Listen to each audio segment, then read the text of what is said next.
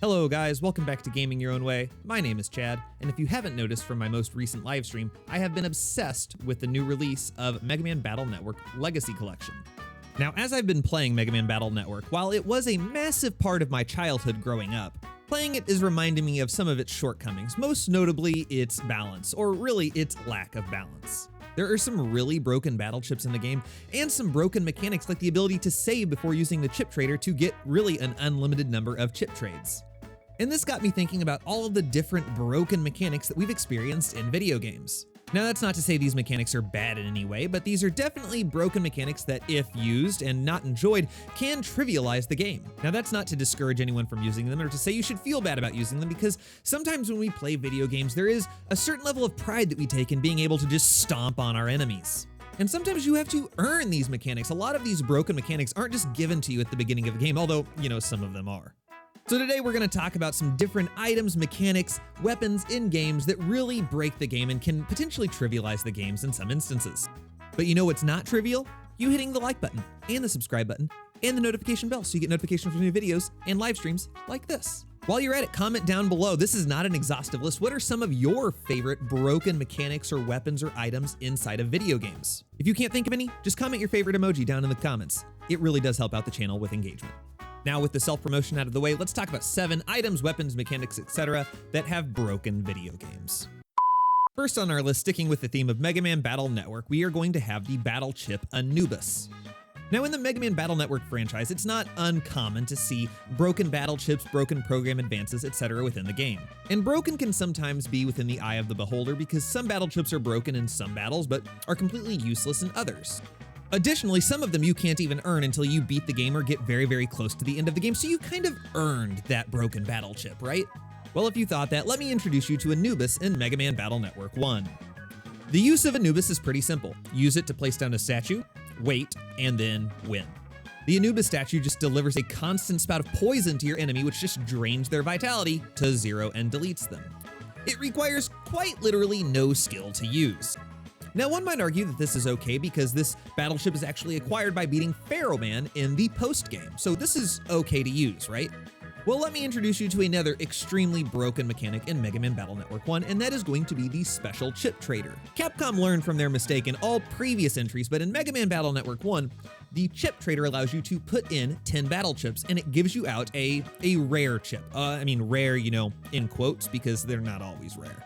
But the big thing about this is that in Mega Man Battle Network 1, and only the first game in the series, you can save before using the chip trader, and if you don't like what you get, just reload the game and you will have all of your battle chips back.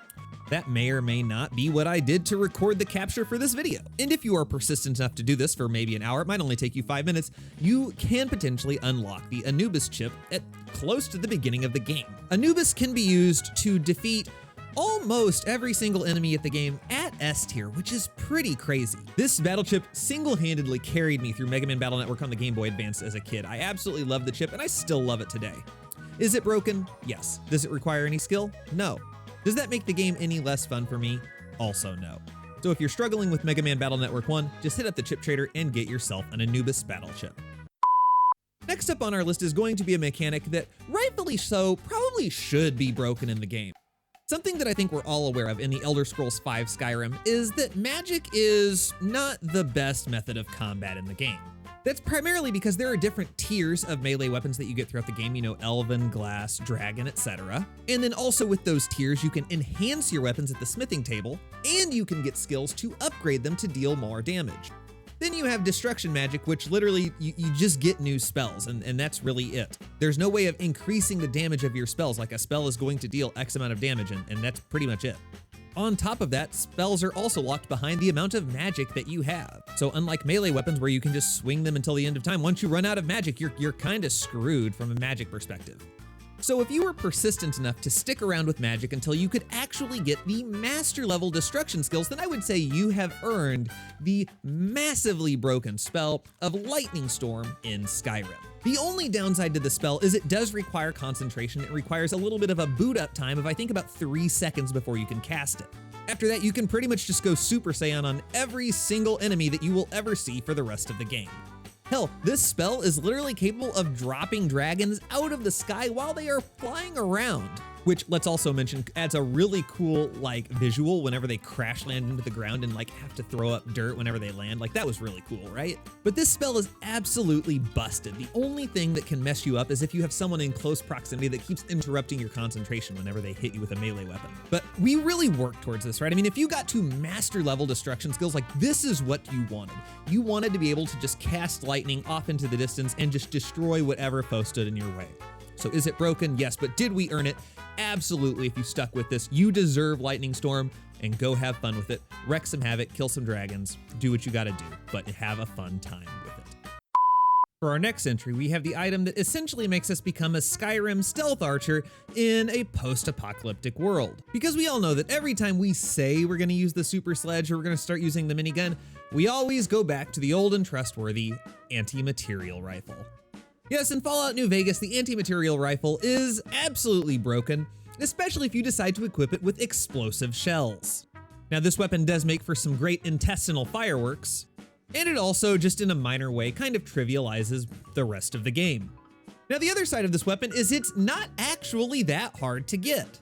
You can always get it from the gun runners near New Vegas Strip, and while yes, it does carry a hefty price tag, you can just mosey on over to one of the local casinos and just gamble your way up to getting that amount of money. Oh, what, you don't think you're lucky enough to win at the casino? Don't worry, just save before you go to the casino and then throw 200 chips on double zeros at the roulette table and just reload if you lose. Do this enough times and you will eventually get a massive payout and probably enough to go ahead and get your anti-material rifle. Once again, this isn't a gun that I'm going to harp on like people shouldn't use because it's an incredibly fun gun to use. I mean, literally there's a perk called Bloody Mess. I mean, the anti-material rifle was just made for Fallout New Vegas. It's a staple, and it's a gun that we all love and have to use. I love that it's game breaking, but moreover, I love that it is body breaking. For entry number 4 on our list, we have the legendary Golden Gun from James Bond, Goldeneye on the N64. For you uncultured heathens out there, the Golden Gun comes from the movie The Man with the Golden Gun starring Christopher Lee, yes, that is Count Dooku, and his legendary golden gun that had one bullet that could kill anyone. Now, interestingly enough, the gun didn't have one bullet because if he shot James Bond in the toe, it would kill him. The gun has one bullet because Christopher Lee, aka Scaramanga, was such a good shot that he only needed one bullet. However, if you're going to have a gun that only has one bullet in it, it makes sense to have it translate over into a video game that it kills on one shot. I feel like it goes without saying that having a gun that kills in one shot is overpowered.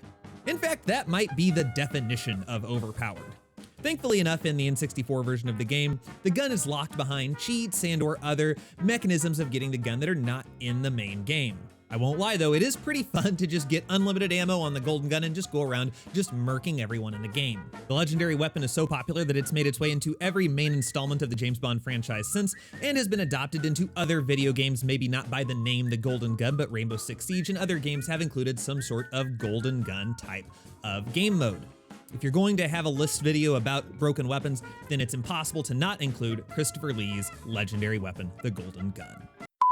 Now for entry number 5 on our list, we're going to have a power that many people probably don't consider to be broken, but I mean, it kind of is, right? And that power is going to be Master Speed from Star Wars Knights of the Old Republic 1 and 2. Now the power isn't broken in the sense that, if you use it, you just guarantee yourself a win throughout the entire game. But if you look up almost any build on the internet for any class, anywhere, every single one of them will include a recommendation to get Master Speed, and for good reason.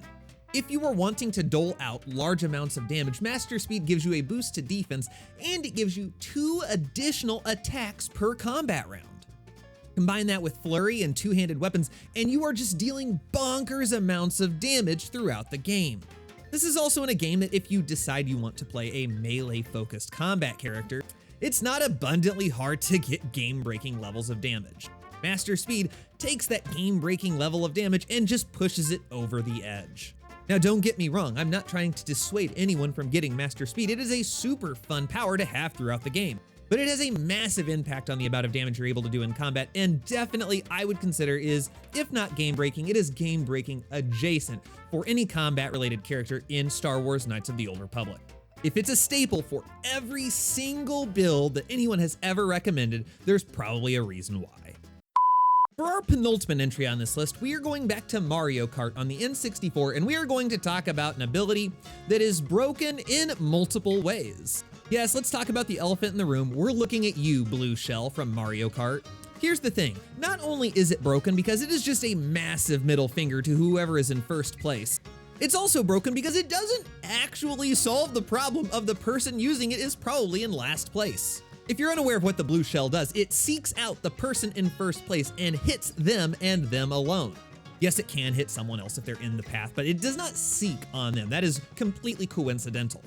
And here's what sucks about that. If you are in last place or next to last place and you get the blue shell, you get to use it, and it's really just a good way to piss off your big brother that's in first place, because it means that they probably fall out of first place, and it does not help you at all move up to any higher level in the race. It's broken in terms of what it can do to the person in first place, and it's broken in terms of the fact that it doesn't actually help the person using it. I mean, really, it's just kind of a rude item to use, right? For our ultimate entry, it's hard to talk about a video where we talk about overpowered weapons without mentioning, like literal nukes, right? Because I mean, yeah, it doesn't really get more overpowered than just launching a nuke straight at your enemy, does it? So for entry number 7, we are moving to Civilization 6, and we are going to talk about nuclear weapons. But I mean, do we really need to talk about nuclear weapons? I mean, we're all aware of like how terrifying nuclear weapons are, right? We already all live in constant fear in our real lives that maybe someday someone just accidentally hits a button and nuclear holocaust just occurs. And if you own a copy of Civilization 6, you can make that a reality. Heck, they have even added a game mode called Global Thermonuclear War, a great shout out to the movie War Games, that is literally all about getting as many nukes as you can and just making it rain on your opponent. In Civilization 6, nukes are so broken that not only do they reduce the population of a city to like 2, they destroy any unit within its blast radius, which for a nuclear missile is 2 tiles away from the initial blast zone. It destroys all tile improvements, and it puts a radioactive effect on all of the tile. That radioactive effect will in turn damage any character that sits on that zone for a turn, and has to be removed by a worker. It truly is just a massive middle finger to just start raining nukes on your opponent. It might be the most fun thing you can do in a game of Civ 6 is just breaking out the nukes and going out all out global thermonuclear war against your best friend. But like, once again, I think we have hit the definition of broken whenever we get to that point. But not only have you broken the game, congratulations, with your nuclear holocaust that you are starting, you have broken the world. All right, so that's going to wrap it up for us. Those are 7 mechanics, items, weapons in video games that absolutely broke them. Once again, this is not an exhaustive list with the weapons like the BFG from Doom, the Fat Man from Fallout 4, and many others. So if you have any other weapons that you think are incredibly overpowered that weren't mentioned in this video, please let me know down in the comments below. Once again, if you can't think of any other weapons, just drop your favorite emoji down in the comments. Your engagement really helps out the channel. While you're commenting, make sure to hit the like button, the subscribe button, and the notification bell so you get notifications for new videos like this and live streams, and we'll see you in a later video. Thanks for watching.